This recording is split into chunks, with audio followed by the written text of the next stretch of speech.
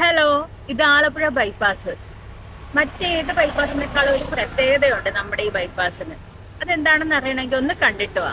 ഇവിടെ പകൽ സമയങ്ങളിൽ ലൈറ്റുകൾ തെളിഞ്ഞു കിടക്കാറുള്ളത് പതിവാണ്. എന്നാൽ രാത്രികാല കാഴ്ചയാണ് നിങ്ങളെ കാണുന്നത്. നിരവധി വളവുകളുള്ള ഈ ബൈപ്പാസിൽ മിക്കവാറും അപകടങ്ങൾ നടക്കാറുണ്ട്. രാത്രികാലങ്ങളിൽ നടക്കാറുള്ള അപകടങ്ങൾക്ക് കാരണം ലൈറ്റുകളുടെ അഭാവം തന്നെയാണ്.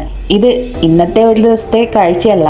ഉദ്ഘാടനം കഴിഞ്ഞ് ഒരു വർഷത്തിന് മുൻപ് തന്നെ മിക്ക ലൈറ്റുകളും കംപ്ലൈന്റ് ആയി തുടങ്ങി. ആ കംപ്ലൈന്റ് പരിഹരിക്കുന്നതിന് പകരം അപകടകരമായ നിലയിൽ MH ലൈറ്റുകൾ വെച്ച് കെട്ടുകയാണ് ചെയ്തത്. എന്നാൽ ആ ലൈറ്റുകൾ മിക്കതും ഇപ്പോൾ പ്രവർത്തനരഹിതമാണ്. ദിനംപ്രതി നിരവധി ആളുകൾ എത്തുന്ന ബീച്ചിൽ നിന്നും നോക്കുമ്പോൾ കാണുന്ന രീതിയിൽ കുറച്ചധികം ലൈറ്റുകൾ ഒരുമിച്ച് കത്തുന്നുണ്ട്.